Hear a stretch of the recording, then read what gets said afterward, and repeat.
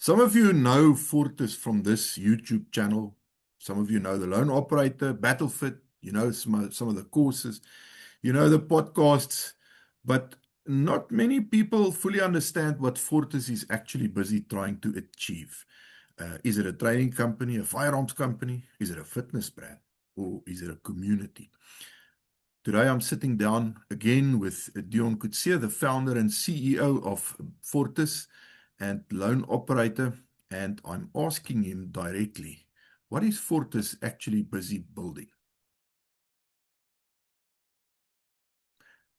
This is episode 2 of Inside Fortis.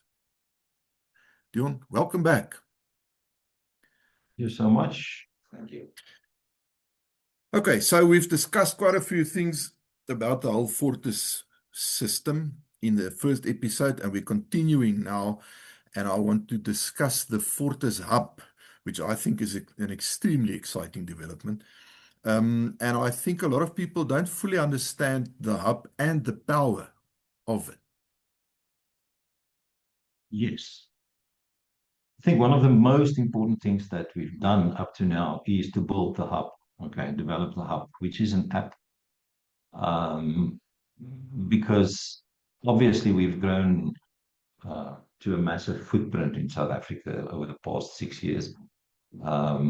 We've had, I don't know how many, hundreds and thousands plus people through the Lone Operator program, thousands more through our standalone courses and so on and so forth. But the hub is where everything now becomes connected. There's a place where you can plug in and everything is there. So your attendance, the hub is used to manage your attendance. So you can easily see, why is attendance important? So if we look at attendance only, we were talking in the previous episode about accountability and discipline and showing up. Exactly there. If at a glance I can view at my attendance, I can look at my attendance, then I can actually be honest with myself, look at the man in the mirror and say, you know what, you are messing around, you're not spending enough time on the range, you need to up your game, and you can address it. So that leads into your progression, because if I attend enough of these, then I will progress to these, and if I attend enough of these, then I will progress to these, and so on and so forth. It holds you to a specific standard because now we can set out the standard and it can be measured there. Your fitness is connected inside the hub. So if you can, those guys who are on our monthly Battlefit program, they are connected in the hub, right? We offer you homework. So there's after classes, there's stuff that you can refer back to, videos, notes, exercises, drills and stuff, downloadable stuff, which you can refer back to, which we deem homework, stuff that you can do in your own time. We can set certain benchmarks for you, like Mozambican drills or bull drills or whatever other drills there are, fitness benchmarks. Obviously, it gives us a platform to communicate. And then I think the most important thing, as I've mentioned already, is the accountability. Because without becoming accountable and without staying accountable, you're not going to grow anywhere. It's just going to be this random thing again, which we actually mentioned in point 1 of the first episode. So it stops, the hub makes things stop being random. Okay, that makes a lot of sense. So it's not just about courses anymore. I don't think it ever was. Okay. It's an ecosystem. From the beginning, we said that we want responsible, trained civilians, responsible firearm owners take responsibility for their self-defense. And back in the days when you still presented with us the pepper spray training and all the soft skills and stuff, that was the mindset all along. Okay, so the idea was to create an ecosystem of people who are responsible in taking for their own safety and their family safety. So a long-term environment where people can continuously then, say, develop themselves over years instead of weekends. Because that's where it compounds. Is if I start doing this, if I've been doing this for 3 years and I look back, rather than doing it for 3 weekends, which position do I want to be? Okay. Let's move on to the podcasts and the YouTube channel, some of the media stuff. Um, a thing that is definitely also changing, or maybe should maybe say evolving rather, is the role of the YouTube channel and the podcasts. I mean, it feels as if the platform is becoming bigger than just Fortis content. Indeed, and you obviously play a valuable, massive role in this whole thing, becoming the spokesperson or the face and the voice behind this. But this whole thing is intentional. This move is intentional. So in the beginning, 3, 4 years ago, the channel was obviously very Fortis focused. If you go back in our video history, you will see Fortis focused channel. Okay, all about training, courses, firearms discussions, podcasts, and so on. But over time, we started realizing something that South Africa as a whole has a massive preparedness and safety problem. Earlier, just before this meeting, I had a discussion with somebody about how the black population has firearms ownership have increased over the past year.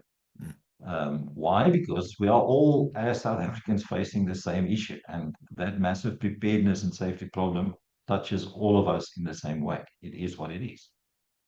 And um, the intention behind this channel is to sort of create a platform where everybody linked to the industry can voice, um, what would I call it? Not opinions, but let's call it opinions for lack of a better word. So they can voice opinions and ideas and share that to the wider community. So the idea is not for somebody from outside to jump on board and then market their own brand on our channel. That's not.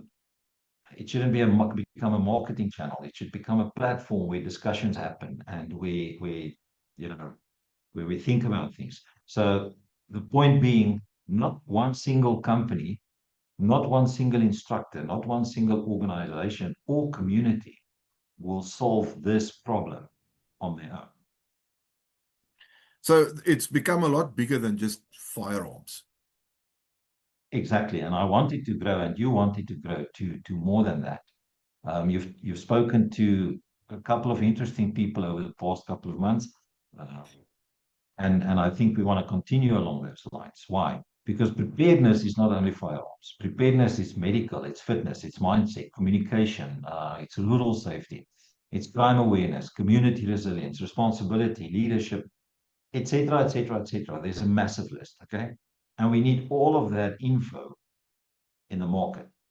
And all of these things connect via our channel. Okay, so that's why we're opening the platform up to a wider audience and have wider discussions with more people. Exactly. Exactly. As I said, we want the platform to become a place where there's a broader safety and preparedness discussion, and the industry in this whole sphere can have all these serious conversations. It's not for ego, it's not for drama, it's not for people to simply market themselves, but it is for us as a community in South Africa to push a unified message. That's what this thing is for. What do you mean when you say a unified message? Unified message. I think that South Africans are tired of fragmentation. There's a lot of ego in this industry. There's a lot of I'm better than you in this industry. There's a lot of instructors selling their stuff from the premise of other people will teach you this. I will teach you something better. Okay, that's small-mindedness. That's silly. That's I don't know. So, and that causes more fragmentation because then people go from my course to the next guy's course to the next guy's course, and then it becomes, oh, but Dion said you must do this and this and this. Or Fortis said you must do this and this. And then it becomes this, no, we don't agree with each other. So I think South Africans are tired of this, of fragmentation. It's not just fragmentation in our industry. We've got fragmentation in schools, in politics, in wherever we are, there's fragmentation and everybody keeps fighting in small groups. Security companies, interesting. we just did a Google search in security companies in the Pretoria North area. So that's the wider Pretoria North area. And there's over 100 security companies listed on Google. Seems to be all of them active. So we're all fighting in these small groups, the security companies, the trainers, the instructors, okay, fighting in these small groups, the communities, the civilians, the farmers, the neighborhood watchers. How many times? I mean, we went to, was it Witbank that one day we went there, and then the one neighborhood watch wasn't happy that we were teaching the other neighborhood watch. Remember that incident? Mm-hmm. And the problem is crime affects everybody. All right? Yep. Preparedness affects everybody. Responsibility affects everybody. I think it's safe to say then that we consider this platform to start becoming a meeting place, so to speak. Exactly, and I think that's what we would like to see. We would love to have people with experience and insight and value to come onto this platform and then contribute to the bigger conversation. Because ultimately the message needs to go out to both the citizens and to government, actually. Because there's platforms, and that's usually the norm in the industry. My platform is my platform, so I'm just going to sort of talk to my community and about me. Well, again, that's what we don't want. I think South Africans need to become more capable, more prepared, and more united in how we think about safety and security. Yeah, I think for me that part is extremely important as well, because so often you talk to people and you hear from people and you start to understand that there are many people out there who consider preparedness as paranoia. Remember in our first courses when we started structuring, you remember that this specific point, how often this was discussed. We would tell people, no, it's not about being paranoid, it's about something else. So preparedness is not paranoia. Preparedness is responsibility. It's accepting that you live in South Africa in 2026. It's accepting that we have a massive crime issue. It's accepting all that. Now, some of the people might know that I've got offices in South Africa and Australia. And an interesting thing has just evolved, and it was shown on the national news in Australia and in the week. And I actually shared it on my Facebook page, where Melbourne now has a neighborhood watch, a functioning neighborhood watch, for which people pay a monthly or a weekly. In Australia, it's a weekly premium, all right, with three options, and they've got guys patrolling your neighbor. Okay. And in this whole interview with this person, the guy actually says, I think we are at the space or at the place where we need to adapt the South African model. Okay. And it was amazing to hear that, because that interviewer I've actually had dinner with in Australia once. And we were talking about the crime situation. And he wanted to come and do a piece on farm murders and rural crimes and so on. And I'm sitting there thinking, wow, this is, I think I had the discussion with him back in 2017. So it's almost 10 years later. And finally, they admit to that. And that's the problem. If you see preparedness as paranoia, and you can hear from some of the people they interview, they are still on that level where it's paranoia. Where in South Africa, we understand preparedness is responsibility. It's adults taking responsibility for themselves, for their families, for their communities, instead of assuming that somebody else will always solve the problem. So that's in essence then the bigger mission behind the whole media side of it. I would think so. I would say that the YouTube channel and all the podcasts are not just content platforms.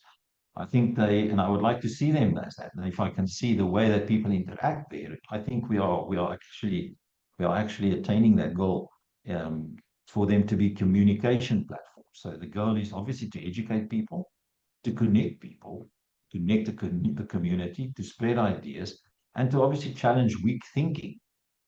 Because in doing that, we encourage responsibility. And then once again, finally, we help to create a stronger preparedness culture in South Africa. I think that is our vision.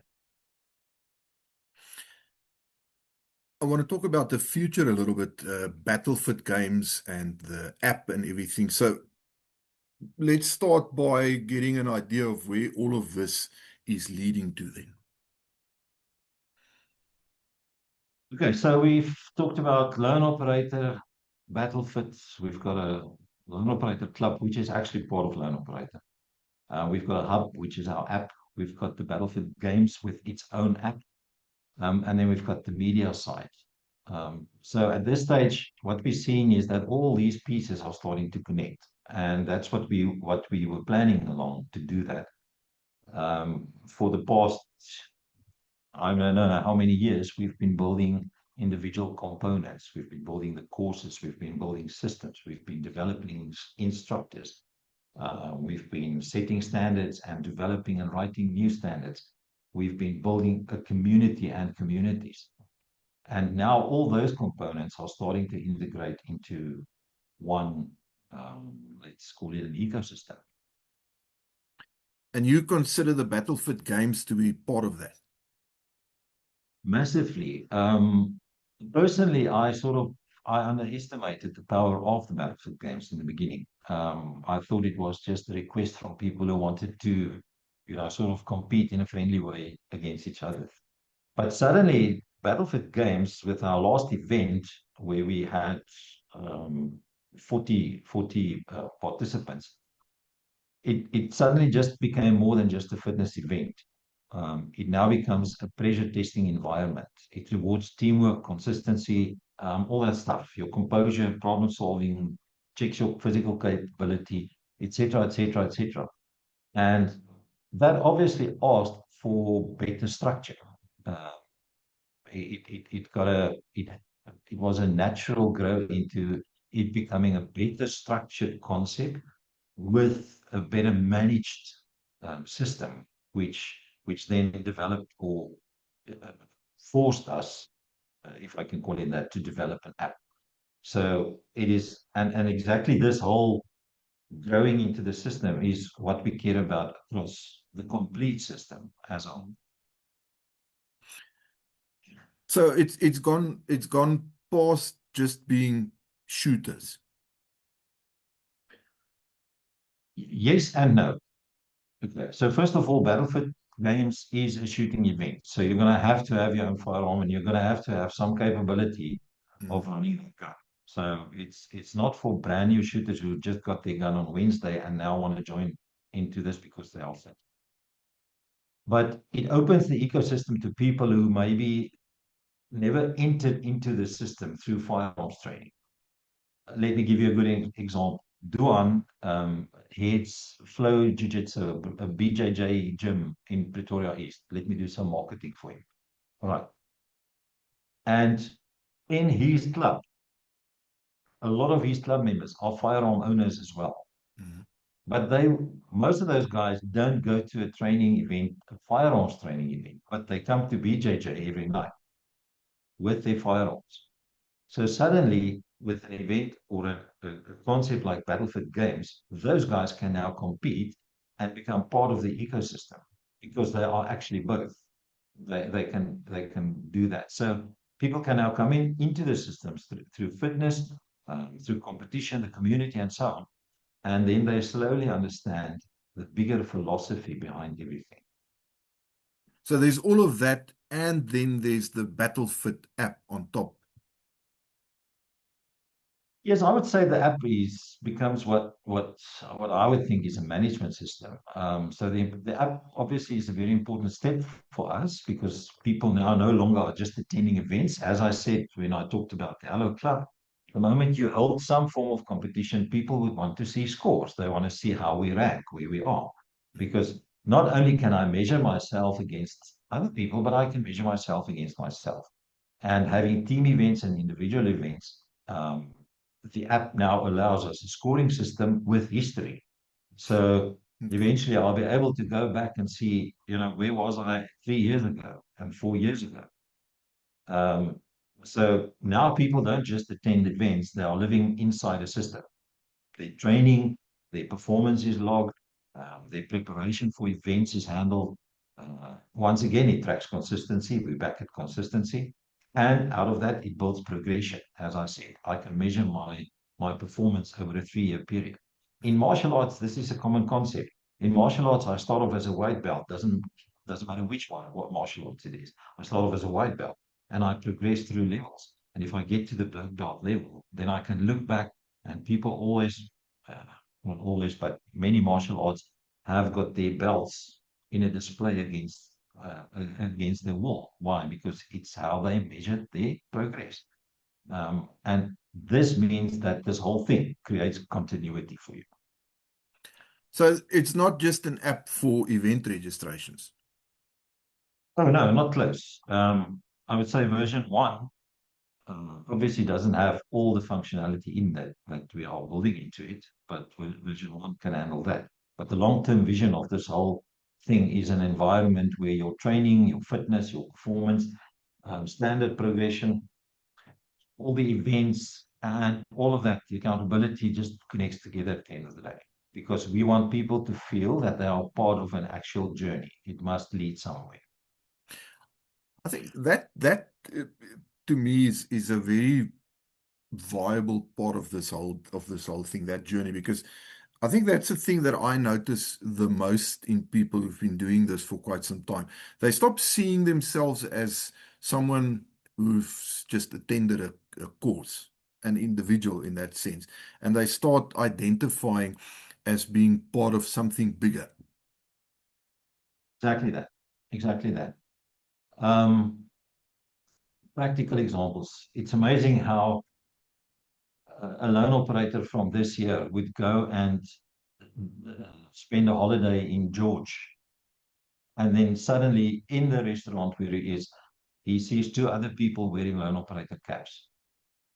And I mean, these people would never have met anywhere. They wouldn't have noticed each other if they were not wearing their loan operator caps. And then it's like, oh, which team are you on? Oh, I'm on this team. And you? And the next moment you see, there comes a photo. These three guys met each other. The one from 2022, the one from 2023, and the other one from 2025. Oh. And they would never have met each other. And this now becomes, that's the bigger thing. So identity changes behavior. Once somebody starts seeing themselves differently, they train differently, they think differently, they carry themselves differently, they become more accountable. And over enough time, that compounds.